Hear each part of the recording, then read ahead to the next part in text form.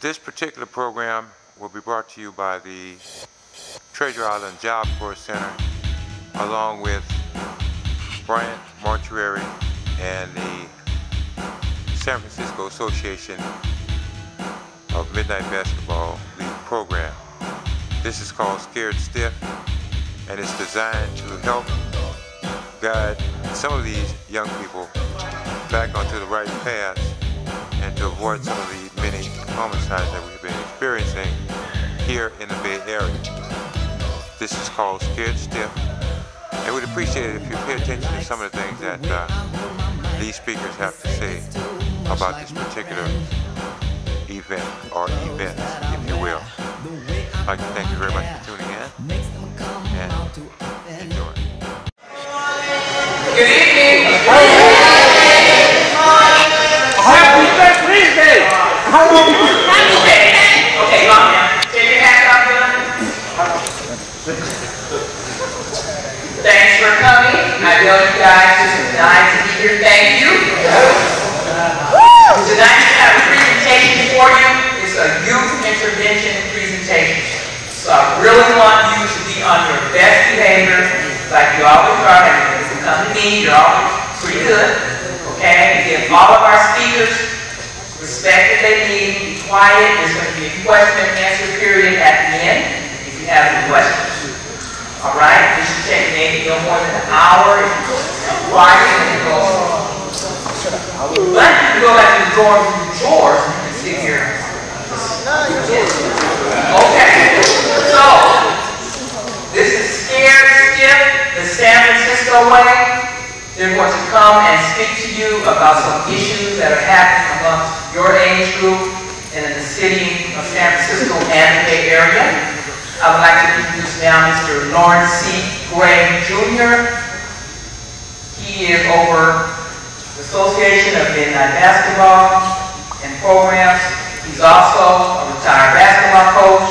He is a PE teacher at Balboa High School. He has a lot of connections. So this is the man you need to meet, and then he's going to introduce you to all of our other prominent guests and speakers. Now,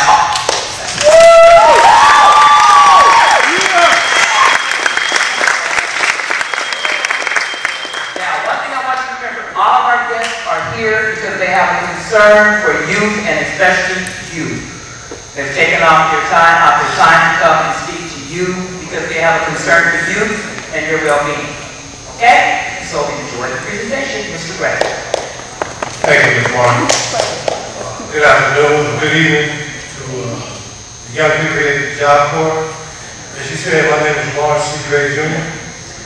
I'm the CEO and president of the Association of Midnight Basketball Leagues Incorporated.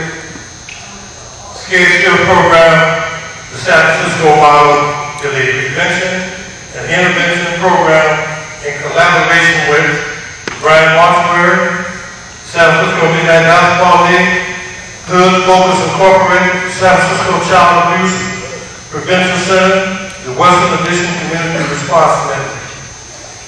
The Scared Stiff program searches for ways to curb gun violence in the San Francisco and Bay Area. With the help of concerned religious leaders, public officials, parents, educators, and concerned citizens who strive to help teens and young adults develop a new perspective of respect for life.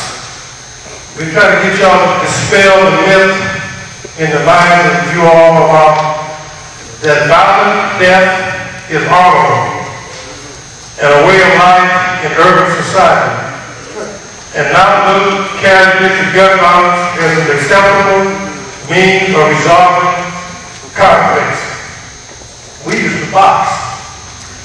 Scared Stiff presents to teens and young adults with a candid and graphic look at the destructive toll of gun violence on America's youth and communities. Scared Stiff has put together a team of professionals and community people to let it be known that they are tired of gun violence in San Francisco and surrounding areas. This public forum is designed to show the devastation that happens when someone in the community dies from gunshot wounds. If you have a cell phone, iPod, whatever you have, cut it off for the moment, please. Now, I notice that some of you all are laughing, you're all happy, but I want you to look at the video. Ms. Mark, can we get the video, please? I want you to look at this video and I want you to think what you see could happen to you.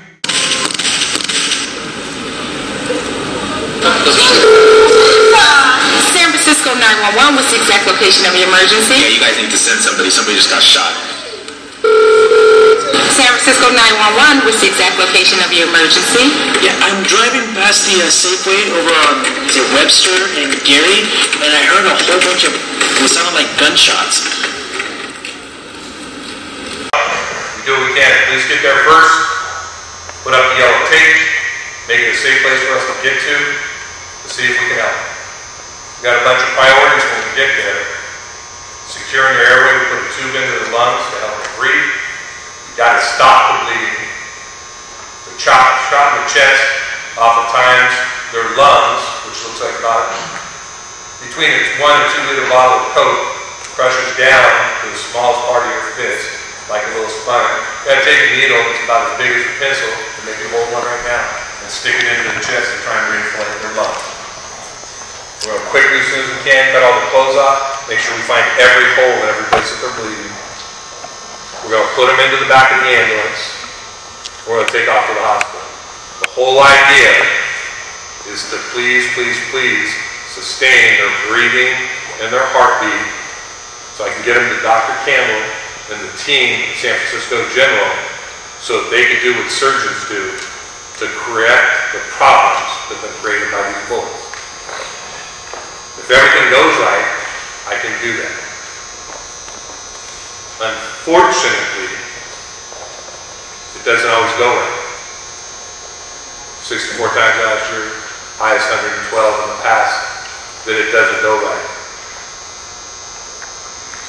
And here is something that's interesting, because here was somebody's brother, somebody's sister, somebody's son, somebody's daughter, that I am now pronouncing dead. There was nothing we can do. Maybe some of their brains are out, a lot of their blood's on the sidewalk, and it's not going around to keep their body alive. And it is my job to pronounce them dead.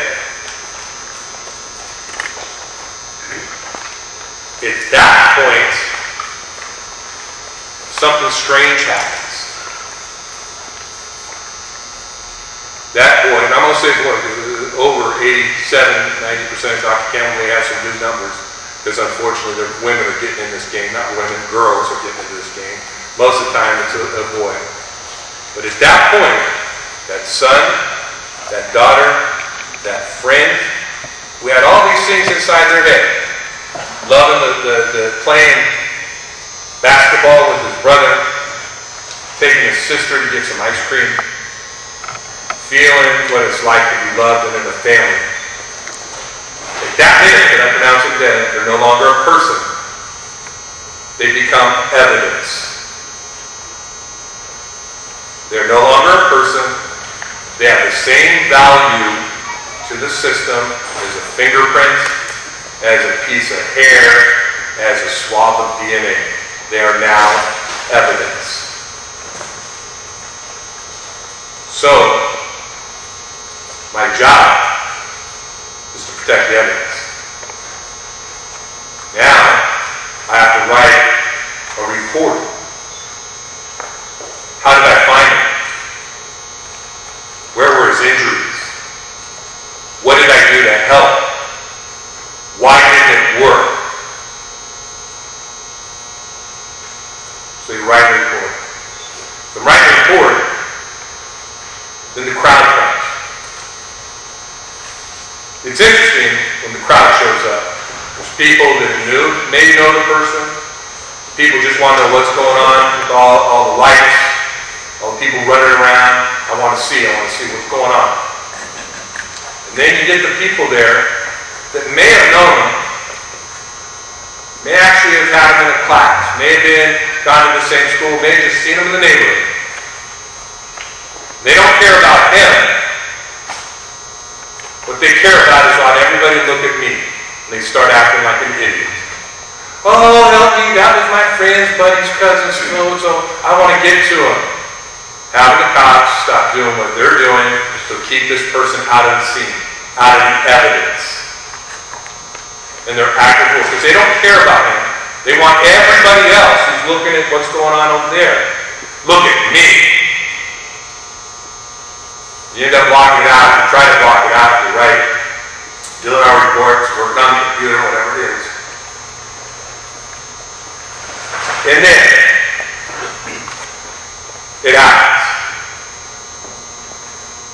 Worst sound in the world you will ever hear. You know exactly when the mother shows up. You know exactly when the father shows up. Because there's a sound that only a mother who has lost a child. There is a sound that only a father who has lost a child. It doesn't come from their gut. It doesn't come from their heart. It's a combination. It is so deep inside that it is from their soul. And it rips out of their body and explodes into the street. Everybody acting crazy, all the other stuff that's going on. You don't hear that. You just hear that sound. Amazing. I hope and I literally pray that we don't have to hear that sound anymore. It is, in all of my career, that is literally something that haunts me. Literally. I have woken up at night hearing that sound.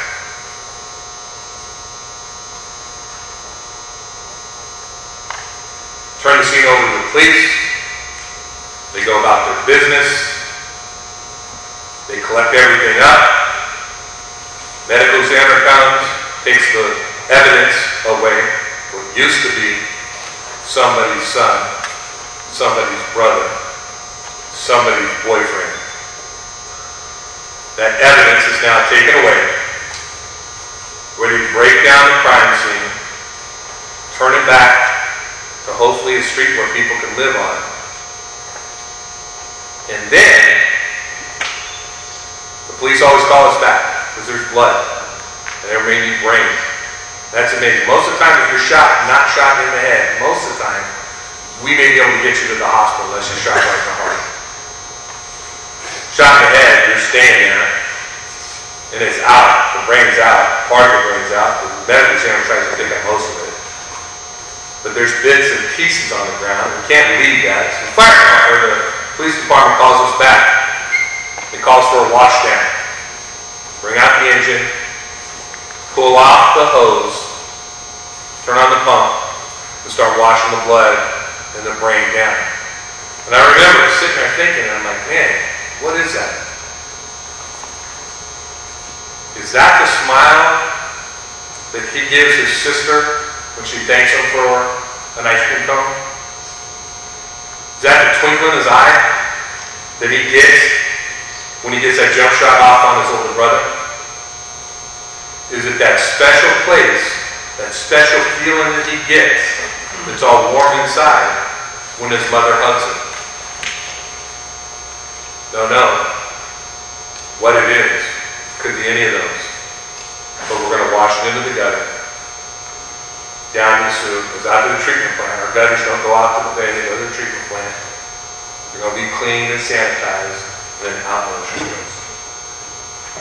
So, what's the strangest shit? What's the weird shit that you've seen? It's probably that.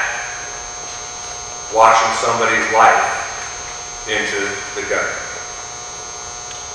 And then by far, the worst thing that I've ever done in my job is hear that sound. It's up to you to stop. Simple. It's up to you to stop. So, when we're done doing our thing, then it goes to the police. And you're going to hear how they manage this too. Excuse me. Can you tell us who you are again? Captain John Cavanaugh of the San Francisco Fire Department. Thank you very much.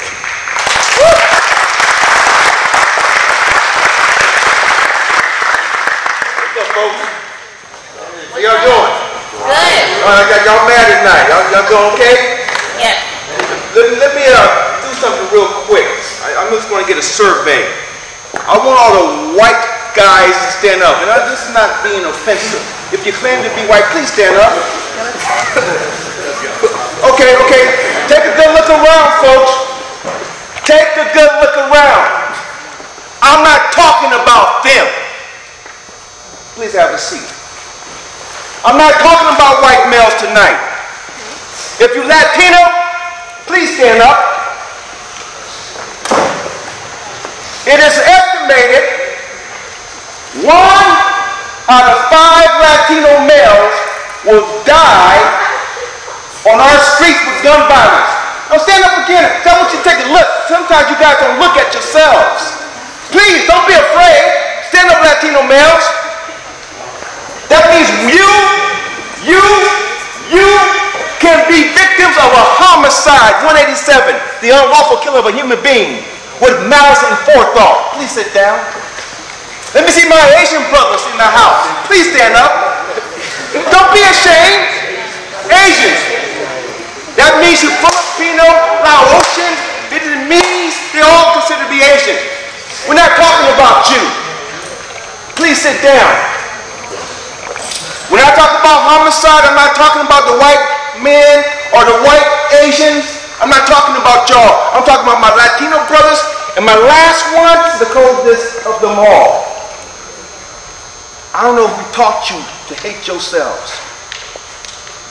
I don't know who taught you to hate the hue of your skin, the texture of your hair, and the width of your nose. I don't know who taught you to hate yourself. Because only a man and an animal will turn around and kill his reflection. Only an animal will kill his reflection. Black males, stand up. Please stand up. You are the #1 cause or victims of homicide. Now I want you to take a good look. This is important. Because most of them who die on the street, they are killed by who? Who would say? Each other. Say it a little louder.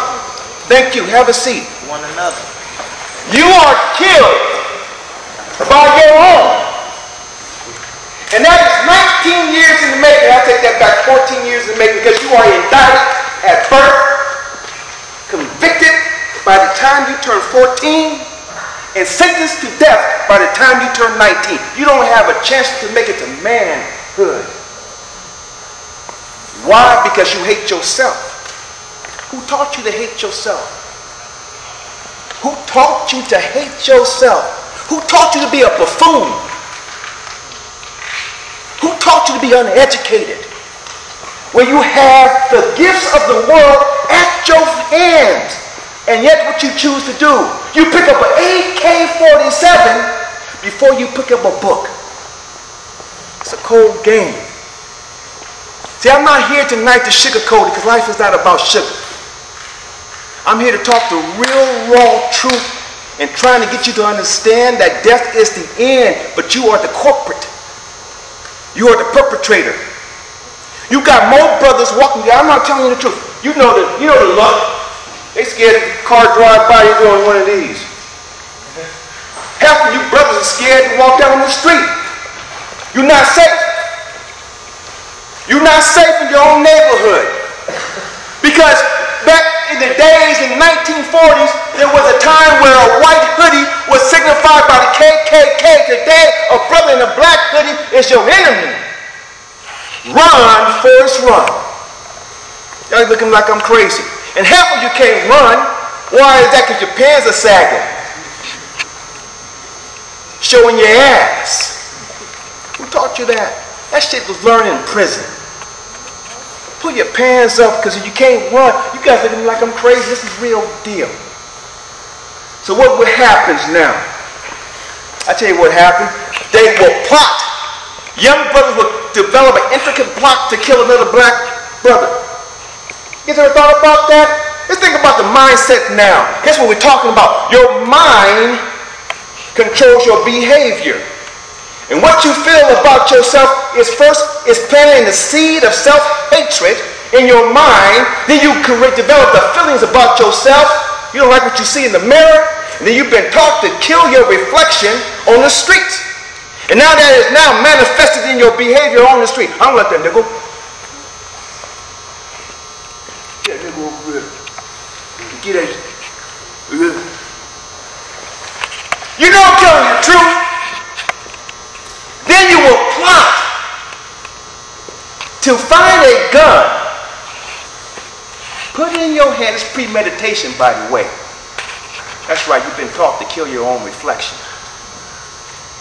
And when you just get on the cell phone, I said right now, drive up or walk up these days, take out the gun.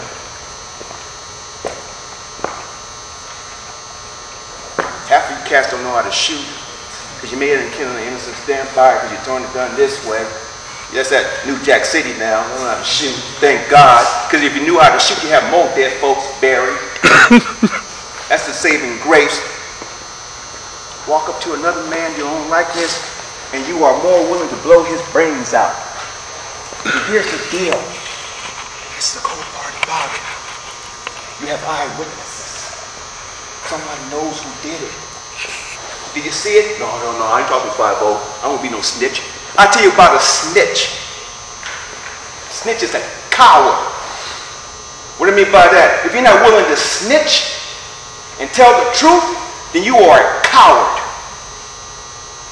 If you're not willing to come forth and point out the perpetrator, the one who's responsible for that crime or that dead person on the street, then you are a coward. And I've got no time for you. Go home. This ain't towards us. I'm not playing with you. Go home, boy. Go home, little boy. And when you become a man, come back and talk to the police. Stand up now and hold that person responsible for the crime that he committed.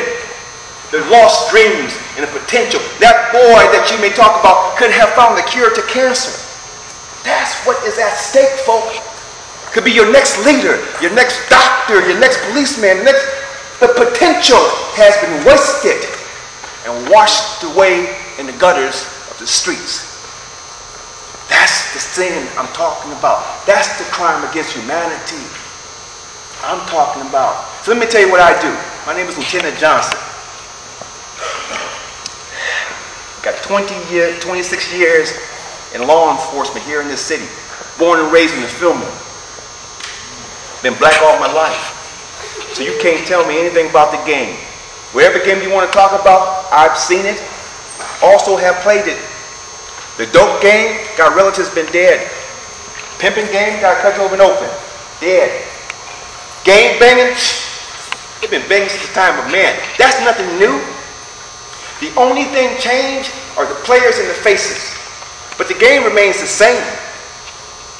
So there's nothing new that you can tell me about the game. There's nothing you can tell me. I know the game already. You come out thinking that you're a thug. You're not born to be no thug. That's not in your nature. You guys understand? You're not born to be bad. That's not your nature. But you've been taught that. So most people who commit these crimes are out of their nature. Their mindset, their mentality is distorted. They don't know the difference between right and wrong. They think by going in the penitentiary is their manhood. I say you a fool. You back on that plantation.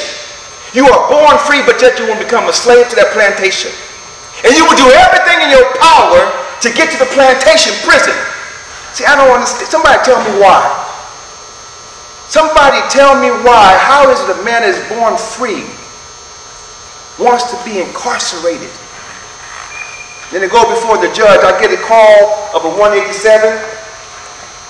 That scene you saw there, I was on duty that day. Most of those scenes I worked the northern district. Little area there. Surrounded by $1 million homes. But you got a little block or two of Eddie Rock. Those cats, half of their partners, they walk down the street over on Fillmore or Friendship Village. I don't like the cats over there. Half of them you related to cousins or your family, but you hate each other because because you're tripping. That's all you're tripping. You've been taught to hate each other. And then you run around and you shoot each other in the heads and kill them. You saw one cat with no pants on. How embarrassing is that? How embarrassing? It's embarrassing, folks. Dying like animals in the street. They treat deers in the jungle better than they treat these cats on the street. At least a hunter has enough to understand that he kills for food. What do you people kill for? For what? You ain't making no money. You're not making no money on those streets. You make a minimum wage to sell, try to sling some cocaine or some dope or whatever they're selling these days. You're not making any money. So what are you killing for? So they call us. You got a dead body on the street. We come up, do exactly what you saw there. First, we're trying to identify eyewitnesses. Half of them will run in the house on the cell phone talking shit. Oh, you should see them. Looking at the dead body like they're in a circus. They don't care about that man. They don't care about you. Folks, nobody care about you. I'm going to say that again. Nobody care about you. Life goes on. The 22 filmer still rolls the next day. People still got to get to work. People still got to take their kids to school. No, the world don't stop. Nobody care about that. That's real talk. You know why you don't care about it? Because you don't care. You don't care. You don't care about that man, that child. May have children himself. So we come there, put the tape up. I said, call in the ambulance. They come in there, they look at the coroners. We can't pronounce death, but it's quite obvious. If you pull up on the crime scene and you see a man's brains splatter on the street, blood oozing out of his head, one can only reach a reasonable deduction that that man is dead. But we can't pronounce that because we're not doctors. So we got to call them in. They come in there, yeah, he's dead. Get the yellow blanket, put it over his face. And the captain is right, folks. I've been there, because now news travel fast. The mama gets the phone call. Yeah, mom gets to come out, screams. That's my baby! Killed my baby. And it pierced your soul. And now I have to find a way. Come on, can you calm down? We're working on it. Please step back. And y'all come out the house. And let me tell y'all this real deal. There's no medicine or painkiller created by God or man that can take the pain of a broken heart away. Of a mother who lost it. Y'all understand that? There's no cure. There's no glue that can mend the broken heart. There's no cure. The only thing we want as human beings, we want justice. We want to know who killed our baby. Yeah, he was shit in real life. He was a gang member. He was no good, but that's my baby. And I loved him. Who did it, officer? Just find the killer who killed my son. Then nobody wants to talk. Then the killer walks amongst the living, only to kill again. And he does. Because we know, and I know, the first time you kill, it becomes easy the next time. And the next time.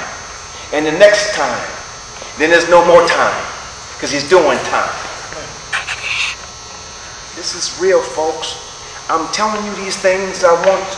And I also pray that you will never have to experience either someone you love to die on the streets of San Francisco, or you yourself become a victim of circumstances. And here's the last thing I will say. This thing here is an epidemic. Don't believe me? Look over in Oakland. They had 2 young girls killed last night, 15 and 16 I think it is. Come out, y'all heard about that? 15 and 16-year-old girls outside of their house, gunned down like animals. They're not just killing boys now, they're killing girls too. No one's safe. Oakland, you want to talk about Richmond? You want to talk about San Francisco, Philadelphia, Detroit, New York, Chicago's off the hook one a day like vitamins. Baltimore, please, Milwaukee, wherever you're talking about. Down south, Louisiana, New Orleans, they're killing them every single day. Black males are dropping like flies, and my Latinos are a close second in dying everywhere. You know what's in common? They're black, and they po. Those are two common names in brown. And so I can project, wherever you have black poor folks, you're going to have high murder rate. That's the evidence I got to deal with. And y'all talk about the white man. Sorry, brothers talking that nonsense. Y'all talking about 5-0. We don't like 5-0. It's talking that stupid stuff. That's stupid. Because the one who's going to be inclined, see, black males are not being killed by the police. Yeah, let me tell you about the police. I got to go home to my wife and children when I work those streets, folks. If I'm coming confronted with a man with an armed gun, his ass belongs to me and his soul belongs to God. So I'm going to do everything in my power as the police to stop the threat. That is real talk. I'm not going out that way. So if I have a choice between an armed suspect and me, it's a done deal. It's a done deal. That's real talk. And why can you just shoot him in his leg? That's bullshit. That's TV stuff. I'm not shooting your leg because you're trying to kill me. I'm the police. If you want to kill me, then it's an even Steven. That's real talk, folks. I want you to understand that. If you roll up on the 5-0, it's a done deal. I'm going home to my wife and children. You going to the morgue. That's the way it is. So if you don't want to do that, do not come up messing with us. That's what we're here for. You can say anything you want to say. Oh, the police is that. The police is that. But you're not saying about that cat who picked up the gun and killed his partner. You ain't saying nothing about that. And yeah, I know cops can do some tricky stuff too. I'm going to give you that. But I'm not talking about the cops tonight. I'm talking about you. I'm talking about all of you. So look, folks, I'm here out of a labor of love. I've been doing this now for quite some time. Black males are still dying. Mothers are still crying. People left behind are left behind with broken hearts. They have so many questions that go unanswered. And life goes on. I want you to live life. I want you to grow up and live all your possibilities. I see greatness when I look at you. I see potential when I see you. I see the sense of possibilities in the future that you can master your own destination if you believe in yourself and you stay away from that bullshit. That's all it is. Men, be responsible. Don't bear children. Because half the people who die on the streets are fatherless children. They don't have no fathers to give them guidance along the way to really teach them how to be from boys to men. Women, young ladies, protect yourself. Protect yourself from that stupidity. Don't let no man, no boy impregnate. I know how it is too. That love game is nothing new. 16, you're at that age. See a nice looking boy. Ooh, he's cute. Talk that stuff before you know it. Baby come out 9 months later. You call his sorry ass. It ain't mine. That's real talk, right? You know, telling you the truth. Be real. I'm talking straight tonight. He's indicted at birth. Why is that? Because the daddy ran like a coward that he is. Convicted by the time he's 14. Why is that? Because he don't have no daddy. And that gaping wound in the absence of the father caused him to hate himself. And by 19, he is now a suspect in a homicide or a victim thereof. That is how it's played. That's why it's serious. Is what I'm talking about. To make sure that you yourself do all that you can at this point. And by the way, folks, I am no better than you. I want to be clear about that. I too looked like you when I was at that age.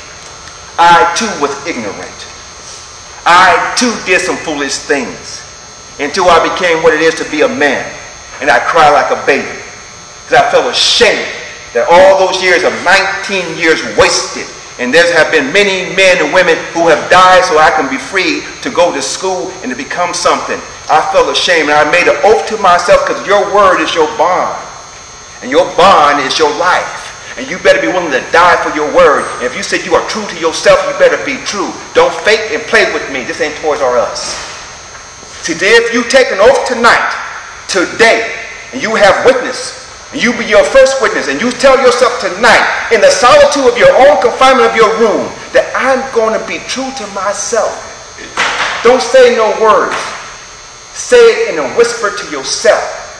And I guarantee you that if you make that commitment to yourself, if you stay true to your own word to yourself, that you're not going to fall prey to no bullshit, and you're going to stand up and be counted for, then I guarantee you, your promise will come true.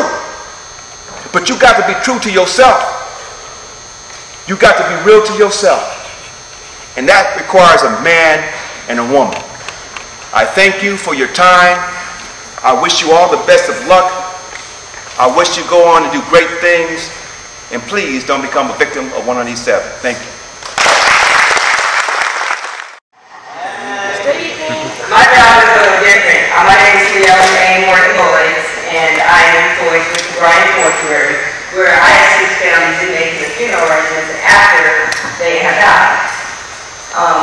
We have different scenarios, but in your case, it's a lot of young people or a lot of teens. It's very hard because no parent, no mother or father expects to come in and make funeral arrangements for their child. They have to make a decision if they want to bury their child or if they want to cremate their child. So on our end, we assist the parents, the grandparents, the brothers, the sisters on how to give their loved one a very dignified, a very nice funeral service or a cremation with a funeral service. We also assist the medical examiner because first we have to take the steps of receiving your loved one from the medical examiner's office, which after they have been examined thoroughly, then once we get them, we make the decision, their loved ones make the decision. Do we want our loved one embalmed, or do we just want to go ahead and have a cremation? And I agree with everyone who came before me. It is a very unusual, loud, wrenching sound when a mother has to view their child and make the decision if we want to cremate my child. After the decision has been made, the paperwork has been signed, we have the funeral service. The embalmer, go ahead and embalm your loved one. The embalmer preserves that body so your loved one will have a lifelike appearance at that funeral service.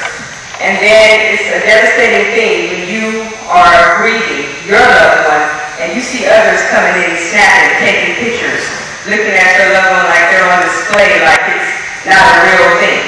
Grief and death is very much so real. And speaking from a parent, I would not want to bury my daughter. I would want to see my daughter grow up, mature into a nice young lady, hopefully see her get married, finish school, have children of her own. But to have to bury her or make that decision is devastating. It's also devastating because most parents do not have the funds to bury their child because it's unexpected. So then we assist that family with raising funds to bury their loved one or to cremate their loved one. That's where the district attorney's office, the victim of violent crime funds comes in, because we assist many parents and many families in doing the application and going through the process of getting the funds to bury their loved ones. It's very devastating when first of all you lost your child, then you have no money to bury or cremate your child, then you have to wonder, what am I going to do? Because unexpected is something that most parents don't save up for. Most parents don't have insurance policies for their children because it's unexpected when they die. So all this takes effect when you're assisting the family in making the funeral arrangements. Another thing, most young males who are shot have children. You have to deal with that dynamic because the parents is not the next of kin. The children are. And if the children are minors, you have to deal with, as what the doctor said, baby mama. Sometimes you don't want to deal with baby mama. Why? Because there's drama. There's always a drama because people grieve differently. So most people can't accept the death. So it's very devastating. And it affects the whole family. It affects the grandparents, the parents, the siblings, the cousins, your friends, because no one wants to see their loved one die. So I'm here to tell you from the Bryant Mortuary, we're here to assist you into making the funeral arrangements and to make sure that we give you a dignified service. But speaking from someone who works there, we don't want to see you. We don't want to see you at a young age where we have to bury you. Because it's devastating for us too, because we have to go home to our families every night as well. And think about another young one has died unnecessarily, senseless, in the streets of San Francisco. So as we prepare for our funeral service, I just want to leave this thought with you. Let's try to finish school. Let's go on and get into a career, hopefully get married, have children. But think about your loved ones. Think about your parents. Think about your friends. Think about your grandparents, because the death affects the whole family and it affects the community. And it's time out for all the senseless death and murders going on in San Francisco as well as Oakland, Richmond, Vallejo, just really the Bay Area. So as you proceed in Job Corps, get the trade, learn the trade. Get a trade where you know it'll be beneficial, where you can go ahead and go into it and have a career in this, because we want to see you succeed. We don't want to see you fail. Thank you.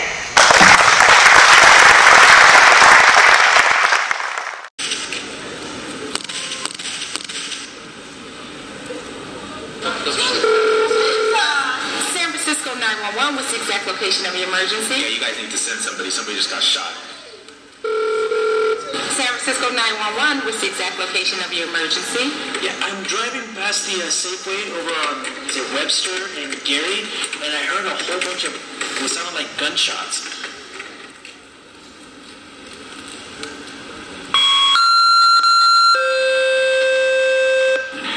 In the northern, a priority at 216 just occurred. Gary and Webster inside the Safeway parking lot. Network 14 network to respond.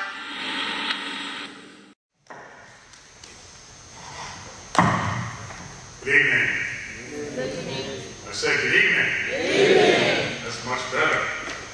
I'm Dr. Campbell. I am a trauma surgeon at San Francisco General Hospital. Now, I'm going to do something I don't usually do. I want you to raise your hand if you've seen me at the hospital while I'm taking care of your family members. All right? Raise your hand if I operated on you. Okay, none of you. Okay. That's a fewer than usual. Usually there's a few folks, but so you know what it's like when I come in the room. After you've been shot and after you've come from the scene, you come to see me. And the group of physicians, nurses, therapists, and everyone at the dedicated hospital who are there to save your life. Now, I don't know you, but I'm there to save your life. Right? If it takes me all night, I'm there to save your life. I have a lot of partners, they do the same thing. Now, I don't know you, but I'm there to save your life. And a number of years ago, when the coach asked us to come out, and we would want to come out and talk to groups, just to let you know that you don't want to have to see me. Because if you see me tonight, it's okay. It's good to see you. I'm happy I'm out here. Got lost coming here. Right? But, right, seeing me here is okay. But if you see me professionally, that means it may be the last night of your life. And there's sometimes I'll look at you and I'll say, I'm going to do what I can to save your life. Sometimes I can't, but I'll do as best I can. You misbehave, I'll tell you you're going to die tonight. You know, I'll tell you that straight up. You don't misbehave. If you misbehave, I'm going to let you die. I'm going to do what I got to do to save your life. But you're going to respect us and respect the whole institution when you come in there. So, my job and the job of the hospital is to pick up the pieces, put things together, and really try to save your life. So what does that mean? So you hear the shots, ambulance comes, and if you're lucky, you made it off the street, you're coming to us. So what do you do when you come into us? First of all, you walk in a room. There's 20 people you don't know. But in a minute, you're going to be very well acquainted with them because we're going to strip you down naked. And we're going to have to count all those holes. Those holes that the captain was talking about, my job is to make sure that I don't miss anything. So in order for me to make sure I don't miss anything, I need to see everything. Now there's a way that we do things. It's very organized so we don't miss anything. We treat everybody the same no matter who you are, no matter young, old, no matter who you are. You know, we treat you the same way. But what we do is we've got to be complete and we're thorough with there to save your life. We do these techniques called advanced trauma life support to save your life. A lot of things we do, it's sort of like clipboard. And when I walk in there, there's 20 people in there, but I'm the master of ceremonies. And when I walk in there, I'm the one in charge. Right? They will do what I tell them to do because I've been doing this 19 years, and I can tell when I walk in the room whether or not it's going to be a long night for me or it's going to be a short night for you. If it's a short night for you, that means it's bad. That means I can't fix you. That means you're gone. That means that I'm going to do what I can to save you, but then I'm out there talking to your family. We're going to talk about that in a minute. And what that's like. You heard a little bit about it, but I'm going to take you through some things. So let's say you're shot by with an AK-47. There's a big hole. But I see the hole. I said, okay. If I'm lucky, I get to run upstairs to the operating room. Again, I get to put on my boots. Somebody's like, why do you wear boots? I wear boots because it's your blood on my shoes when I'm trying to save your life.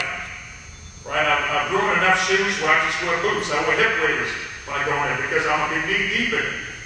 And I know that's what's coming. So I walk in the room. You know, we do all the things we got to do with all the doctors. We put you to sleep. But sometimes we keep you awake to the last minute, and I'm talking to you. Right? I'm talking to you when I got you upstairs because if I put you to sleep too fast, you're going to die. And I know that. So I take you upstairs so I'm ready to go. Right? When I'm ready to go, then it's time to cut. You go to sleep, I try to save your life. Then it's a race for me to stop the bleeding. It's all about a race. I'm running as hard as I can. Sometimes I can't run fast enough, but it's a race. You don't want to be there. You don't want to see it. I will make a hole in your body as big as I have to do. If I have to saw you in half to save your life, I will do that. If I have to open your chest, I'll do that. If I have to fix your heart, I'll do that. If I open your guts up, I'll do that. I'll make a hole whatever I have to do to save your life. Now, if you're young, you're lucky. And I can save you. If you're old, you're going to die. But I'll do what I can to save you. So you go to the emergency room, you go up to the operating room, I'll try to save your life. I get you through that, then we're up in the ICU. Now when you're in ICU, that's when I get a chance to meet your family. Now you're gone. You're asleep, right? I'm working on you, but I'm talking to your family. Now I walk in the room, I sit down and introduce myself to you. You know, mom, dad, grandma, whoever's there. I just want to tell you the experience that I had just a little while ago. It's very fascinating to me. So I sit down, introduce myself, and I said, well, I tried to save your life, I did what I could, we're fighting, it's going to be a big fight, so they say, you know, I'm mom, I'm grandma, I'm auntie, and so forth. And then I said, who are you? She said, I'm baby mom. And I said, okay, you're baby mom? Like, well, what's your name? Right now, it's okay that you had a baby with this gentleman, right? But tell me who you are and what your name is. Your name is not baby mama.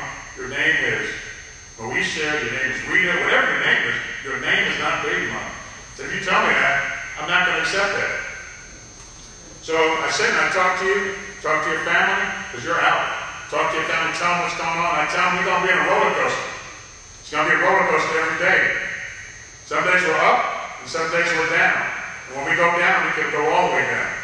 You may need 10 operations, you may need 20 operations. That means I'm going to call you all the time as I try to save your life. Sometimes you're in the hospital for months. Sometimes it's days, sometimes it's hours. Sometimes you don't get there. The point is you got to make choices so that you don't have to come in, you don't have to see us. You don't have to see us go through what we have to do. Because the truth of the matter is we cannot save everybody. Now we're pretty good at what we do. I think we're damn good. San Francisco General Hospital is one of the best trauma centers in the whole United States. But we cannot save everybody. There are times when you just blown up too badly, and I can't fix you. Right? If I can't fix you, you're in some deep shit because it's going to be your last time in your life. So, a couple more things I want to say, and then I'm going to go on because there's a bunch of other folks to go. But a couple years ago, I went to testify in front of the Board of Supervisors. They had asked me to talk about some issues related to violence in the community, and I was telling them stuff. And I told them some things they didn't want to hear. And this goes to what you've heard already. And that is that a couple years ago, there were 10 people shot at the Castro Street Fair, and they banned Halloween in the Castro. It used to be a big party, everybody had a good time, but they said, well, 10 people can't be shot and have something happen. Now, those 10 people, I was around that night, they weren't shot that bad. They had a lot of abrasions, they had this. Nobody really had a surgery. Now, the week before, when I was on call, I had 10 people shot up that night. So I told them, I said, listen, y'all are all upset about these folks that cast runs terrible that somebody got shot. But you know, I'm telling you that last week I had 10 people come in who looked like all of you out there. Right? And they didn't want to hear it. They were like, well, what are you doing for those people? Like, I'm saving their life. I'm opening up operating rooms. I'm trying to save them. I'm doing what I can. I'm talking to family. I'm doing everything I can do. But 10 people get shot at a casket fair. 300,000 people can't go out and have a good time. That was terrible that they got shot. But I'm telling you that the life of the folks in the casket is the same as the life of the people here tonight, the people in the southeast part of San Francisco, the people in West Addition. Everybody should be treated the same when you do that. So I'm just going to wrap things up just by saying that when you're gone, your family's broken. Your family, I have to go out there and that wail that you hear, I've heard that wail too. I know what it's like when I tell mom that somebody's dead. People roll on the floor, people cry, people hurt. It's a terrible thing. It is the worst sound that you ever hear in your whole life. When your mother, your grandmother, your auntie, your father, right? When I can tell them that, I know what it's going to do, because when I walk in there, I know what's going to happen. I know it's going to be the worst day of their life. The baby that they had, the dreams they had, the future of their family is all gone because of bad decisions that were made by that person. So the bottom line is, you have choices. Make the right choice. Number two, we can't save everybody. I hope I can save you, but sometimes I won't. Or our team won't be able to. Make the right choice. Do the right thing. Thank you.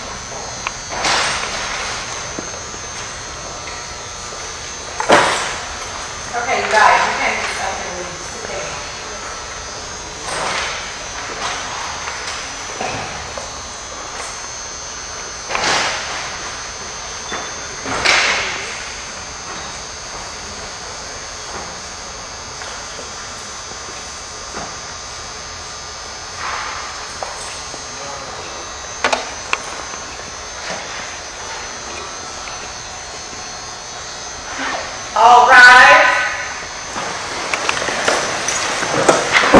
The Lord is my shepherd. I shall not want.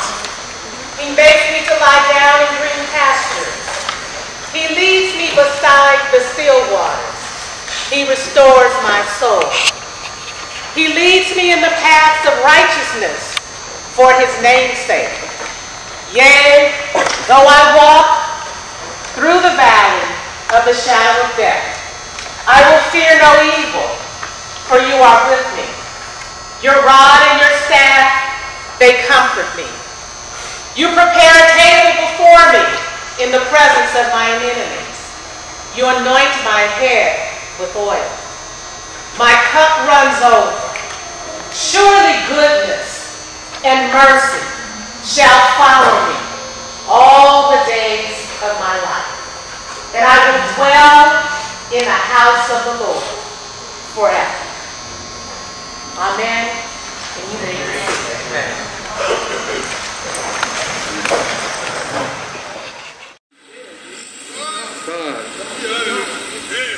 For units, be advised, just received multiple calls stating now at the corner of Fillmore and Eddy, someone is down, shots fired again, suspect